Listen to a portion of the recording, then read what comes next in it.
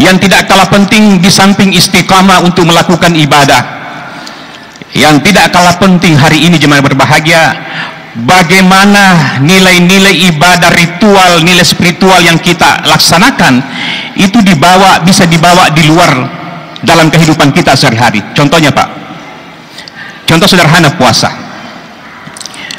Sebetulnya puasa ini bukan hanya sekedar ibadah ritual untuk menahan lapar dan dahaga. Ada hikmah yang tidak kalah penting diajarkan dalam puasa ini. Terutama salah satu di antaranya yang tidak kalah penting adalah puasa ini mengajarkan kepada kita kejujuran atau biasa disebut dengan integritas. Ini kejujuran, ini sifat modal yang paling penting jemaah berbahagia. Siapapun dan apapun profesi kita, kalau tidak lagi punya profesionalisme, integritas, itu tidak ada nilainya Pak. Ya kode ena nama lempu tahu dek ena jujur tahu dek ena gagah. Pak balu dek nama lempu dek gagah. Lakai dek nama lempu kode ena dek gagah. Mangkaga materu. Ya. Warma terima tuking. Nasob ko songko dah. Ya dia nak pitangi benena sembaran orang masobu. Kos kaki pokoknya ke mana? Nilai kejujuran ini ketika tidak ada Bapak Ibu yang berbahagia, semuanya kehidupan ini akan kacau. Makanya puasa ini, nilai kejujuran ini harus diterapkan bukan hanya pada bulan suci Ramadan, tetapi mesuki saliwana Ramalan pikogi cara tak mencaji manusia yang bertakwa, yaitu salah satu di antaranya adalah manusia yang jujur, yang punya integritas.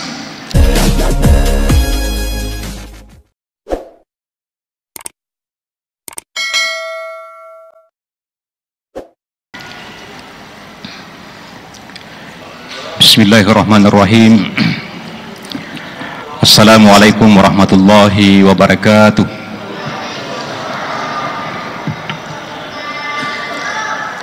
Alhamdulillahi rabbil alamin. Wassalatu wassalamu ala asyrafil anbiya'i wal mursalin Sayyidina Muhammadin wa ala alihi wa ashabihi ajma'in wa ba'du. Subhanaka la ilma lana illa ma 'allamtana innaka antal alimul hakim. Qala ta'ala fi kitabil karim wa huwa asdaqul qailin. A'udzu billahi minasyaitonir rajim. Bismillahirrahmanirrahim. Innal ladzina qalu rabbuna Allah tsumma istaqamu tatanazzalu 'alaihimul malaikah alla takhafu wa la tahzanu wa abashiru bil jannati allati kuntum tu'adun. Bapak Ibu hadirin sidang jamaah tarawih yang berbahagia, alhamdulillah kembali kita bersyukur pada Allah. Tidak terasa perjalanan Ramadan ini, malam ini kita sudah masuk malam ke-25 bulan Ramadan. Itu berarti bahwa tinggal beberapa hari lagi, tinggal beberapa malam lagi kita akan bersama bulan Ramadan yang penuh kenikmatan, yang penuh keberkahan ini. Olehnya itu kita bersama berdoa mudah-mudahan di akhir-akhir Ramadan ini Allah senantiasa memberikan hidayah, memberikan taufik inayah supaya kita tetap istiqomah menuntaskan seluruh Ramadan ini. InsyaAllah, amin ya rabbal alamin. Sesuai dengan tema yang diamanahkan oleh panitia, pada malam ini kita akan bersama mencoba membahas satu tema yang sangat menarik, yaitu pentingnya istiqomah dalam ibadah. Secara sederhana Bapak Ibu, istiqomah ini kalau ingin dibahasa Indonesiakan itu berarti konsisten, melaksanakan sesuatu dengan kontinu atau konsisten. Ya ko bahasa ugina makase, tidak angin-anginan, itu istiqomah. Kenapa istiqomah ini sangat penting jamaah yang berbahagia? Dalam Al-Quran orang yang mampu istiqamah dalam ibadah, bahkan dalam hidupnya, sebagaimana ayat yang saya bacakan tadi di mukaddimah, itu ada keistimewaan dan janji yang diberikan Allah kepadanya. Innallazina qalu rabbunallah tsumma istaqamu. Orang-orang yang mengatakan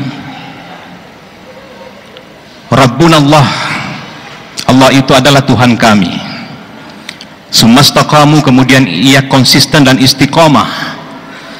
Allah akan memberikan beberapa keistimewaan dan jaminan sekaligus garansi.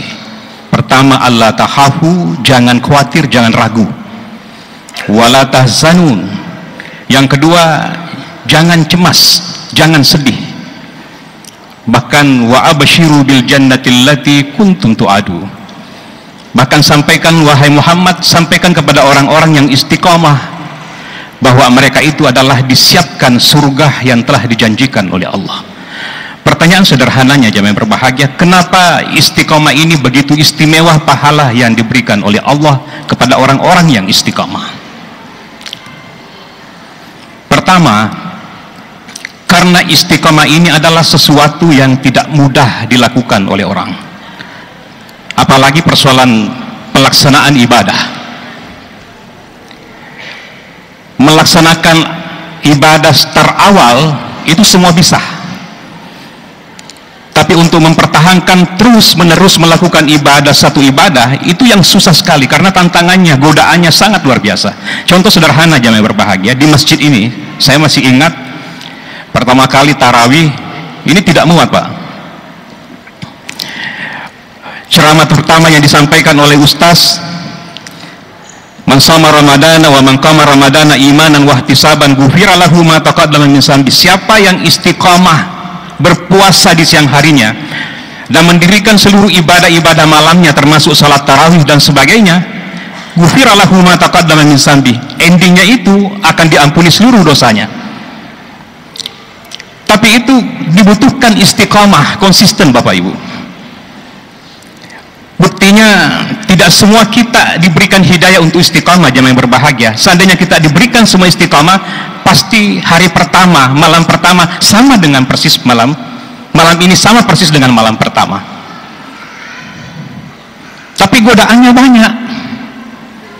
Lo nih beli baju baru, ibu-ibu mabel Pak, banyak sekali tantangannya.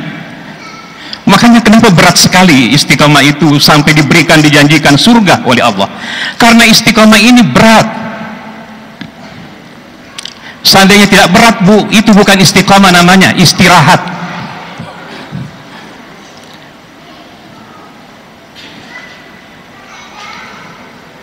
Berjamaah Bapak Ibu, kalau kita berjamaah 1-2 kali barangkali masih banyak yang bisa melakukan, tapi konsisten istiqamah berjamaah itu yang paling susah.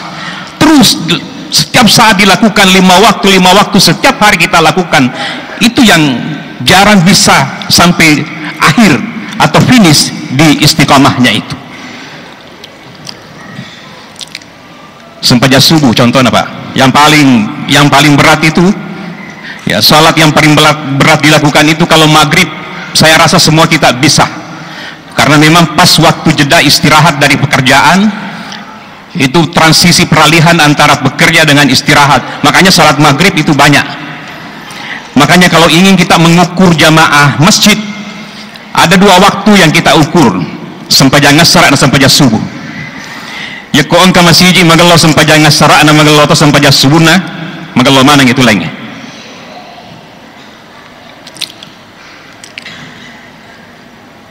Salat subuh, apalagi subuh sinema nih Pak. Kenapa? Karena tantangannya banyak. Belum lagi iblis, setan selalu membisikkan kepada kita, ya, purani buka, purani sahur misalnya, tiba-tiba bani kumasiji,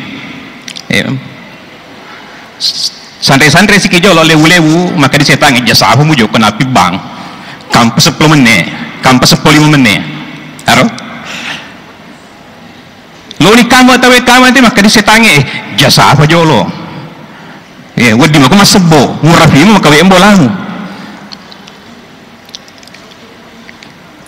Ke masjid lagi kita digoda lagi oleh setan, lo siki jok kalau siki mesu ke pintu tak, maka ada si iblis jasa apa jo lo ko bawa no boleh mas sampaja silo indo anakmu oli mata dua anakmu aro lawa biar jamaah.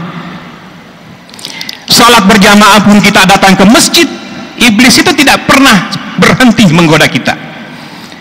Ora siki mas sampaja subuh agak si strategi na iblis, maka deh foto-foto selfie ko gare ya, sebarkan di WA grup, jadikan status alhamdulillah 2 rakaat itu kan luar biasa caranya iblis itu Pak, begitu.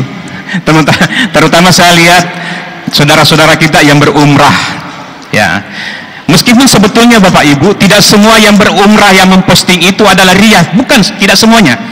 Boleh jadi motivasinya adalah untuk memotivasi orang lain supaya berumrah juga, tapi sangat tipis sekali antara ikhlas dengan riya itu, antara loyasa si bawa ikhlas menifilade itu lebih tipis dibandingkan dengan kain tisu sekalipun. Jadi cedek-cedek leseki amin gitu. Umrah alhamdulillah, umrah Ramadan kelima kalinya, mohon doanya teman-teman itu. Mau tahu sampai dia tengah benih, wah, nah update lagi di status alhamdulillah 4 rakaat tengah malam, semoga berkah. Lagu siapa lana macam itu tuh iblis Pak Bu.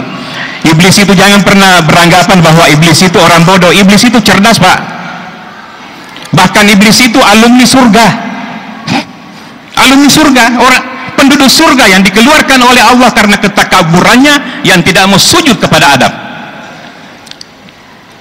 Itu iblis matan retom kata tuh profesor nih iblis ya kok profesor nolak profesor toh, kok ustaz nolak ustaz toh, ustaz nato iblis ya langi.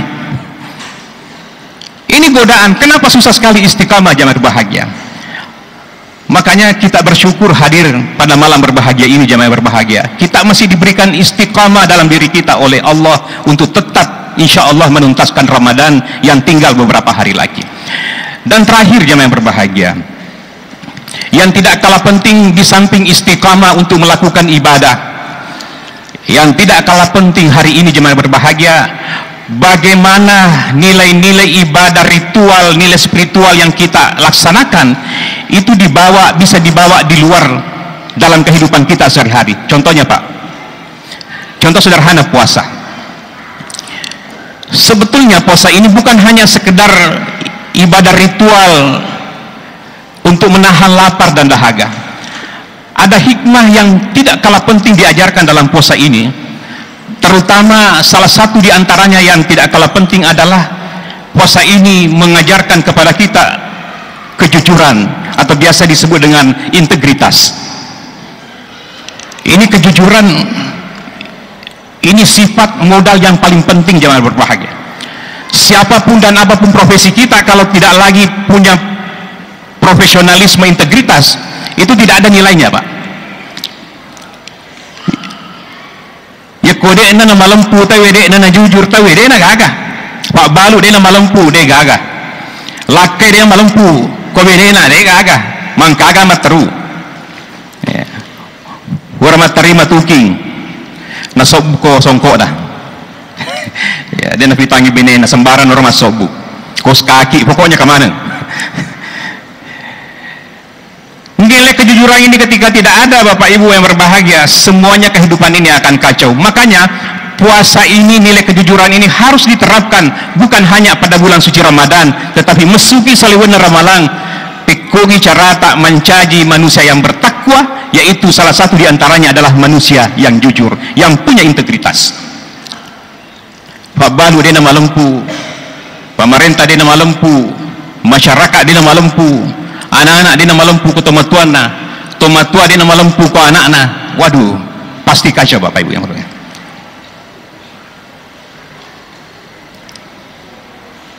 Saya ingin di akhir ceramah ini ingin mengungkap tentang bagaimana pentingnya integritas dan nilai-nilai ajaran agama itu, nilai-nilai ibadah itu seharusnya mewarnai kehidupan kita.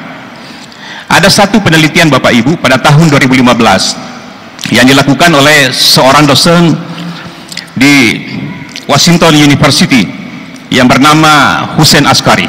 Ini pernah viral Penelitiannya itu diberikan judul How Islamic Are Islamic Country. Siapa negara yang paling banyak menerapkan nilai-nilai ajaran agama Islam di dalam kehidupannya di setiap harinya. Jadi pertanyaannya bukan siapa negara paling banyak Islamnya, bukan. Kalau pertanyaannya siapa negara paling banyak Islamnya, pasti Indonesia. Jadi pertanyaannya bukan siapa negara yang paling banyak masjidnya, bukan. Kalau itu pertanyaannya, pasti Indonesia paling banyak masjidnya. Di Kabupaten Bone, Bapak Ibu, berdasarkan data dari Kementerian Agama yang kami kelola, di Bone ini sudah kurang lebih 1450 sekian masjid dari 330 sekian desa, Pak. Bayangkan, coba negara kalau kota, sudah PDP. Biasanya di fungsi ceramah, maka biasa nih bani ternyata masih CD. Itu saking banyaknya jemaah yang berbahagia. Ini berita gembira karena luar biasa animo masyarakat, bahkan pribadi yang membangun masjid sangat luar biasa. Termasuk masjid yang menjadi kebanggaan kita ini sangat luar biasa. Kita makmurkan jemaah yang berbahagia. Tapi pertanyaannya, siapa negara yang paling banyak menerapkan nilai-nilai ajaran agama Islam? Ternyata dari 208 negara yang diteliti, 5 negara yang keluar yang paling teratas menerapkan nilai-nilai ajaran agama Islam, ternyata di situ bukan negara yang Muslim station, artinya bukan negara yang paling banyak penduduk muslimnya. Siapa yang pertama? Selandia Baru, New Zealand. Jumlah penduduk muslim di sana tidak sampai, hanya sekian 1, sekian persen saja. Yang kedua Denmark, yang ketiga Luxembourg, yang keempat Irlandia, dan kelima kalau saya tidak salah Islandia. Tidak ada negara yang mayoritas muslim di situ, Pak. Tapi negara yang paling banyak menerapkan nilai-nilai ajaran agama Islam, apa Islamic Indexnya? Indeks Islamiknya adalah misalnya kejujuran, kedisiplinan, keamanan, ketertiban. Itu nilai-nilai ajaran Islam semuanya, kebersihan. Tapi ternyata yang keluar 5 negara besar ini tidak satu pun negara yang mayoritas masyarakat muslim. Negara muslim yang tergabung dalam OKI, yaitu Malaysia, menempati posisi ranking ke-35. Arab Saudi menempati ranking 99 dari negara yang paling banyak menerapkan ajaran agama Islam. Tentu ini penelitian sekaligus menampar kita sebagai mayoritas muslim. Dan bagaimana dengan Indonesia? Ternyata Indonesia menempati posisi 104 negara yang paling banyak menerapkan ajaran agama Islam. Padahal kita paling banyak mayoritas penduduk muslim, paling banyak masjidnya, paling banyak hari rayanya yang kita perayakan adalah Indonesia. Saya tidak tahu, boleh jadi karena ini penelitian 2015, 9 tahun yang lalu. Boleh jadi kalau diadakan penelitian sekarang mungkin ada perubahan. Tapi saya tidak tahu apakah berubah meningkat atau menurun. Karena untuk membuktikan penelitian ini, Bapak Ibu, ditunjang satu penelitian lagi untuk diteliti 65 negara yang paling jujur di dunia. Ada 65 negara. Caranya sederhana, Pak. Bagaimana caranya? Peneliti itu sengaja menyebarkan dompet Natale, engkese na dolar, berisi KTP, berisi kartu-kartu yang bisa dibaca, ada nama pemiliknya. Uang banyak, Pak. Ditaruh di halte bus, ditaruh di toko, di pasar, ditaruh di pinggir-pinggir jalan. Dari 25 dompet yang disebarkan di New Zealand, 24 dompet kembali ke pemiliknya. Coba gare, seandainya ke Bone, seandainya ke Jakarta. Ini agak meragukan Bapak Ibu yang berbahagia. Sedangkan Cilenga digembok mu pa Cilenga di repurupang kamu pemalai. Inilah jemaah yang berbahagia. Ini penelitian boleh kita bantah secara akademik, tapi itulah kenyataannya yang harus kita terima. Menjadi penyemangat dan motivasi bagi kita, bagaimana kita konsisten dan istiqamah menerapkan nilai-nilai ajaran salat, nilai-nilai ajaran puasa di luar kehidupan kita. Yang kurangnya kita itu di situ sebetulnya. Salat yang kita lakukan, nilai salat itu hanya sebatas di masjid. Tetapi ketika keluar di masjid, nilai-nilainya tidak kita praktekkan. Padahal salat contohnya assalamualaikum, assalamualaikum, artinya apa? Memberikan kedamaian, tidak mengganggu saudara kita. Tapi masuk ke masjid lenyai sandalae, masuk ke masjid letuki ambali bola mangkagaki. Artinya apa? Nilai-nilai salat yang kita lakukan hanya sebatas di masjid sekian kali sekian ini, tapi nilai-nilainya itu tidak kita terapkan di luar kehidupan kita sehari-hari. Maka ini Bapak Ibu, istiqamah, kita harus istiqamah menjalankan ibadah sekaligus istiqamah menerapkan nilai-nilai ajaran agama di luar tempat-tempat ibadah, termasuk di luar bulan suci Ramadan. Kita harus istiqamah menjalankan nilai-nilai yang dikandung puasa ini. Mudah-mudahan ada manfaatnya jemaah yang berbahagia. Sekali lagi kita berdoa mudah-mudahan Allah memberikan istiqamah kepada kita untuk menuntaskan Ramadan yang tinggal beberapa hari lagi. Mudah-mudahan kita keluar dari Ramadan ini sebagaimana yang dijanjikan oleh Rasulullah, kharajat min zunubihi kayaumi waladas ummu. Kita akan keluar dari rahim Ramadan ini sebagaimana seorang bayi yang baru keluar dari rahim ibunya. Wallahu muwaffiq ila aqwamit thoriq. Billahi taufiq was sa'ada. Wassalamu alaikum warahmatullahi wabarakatuh.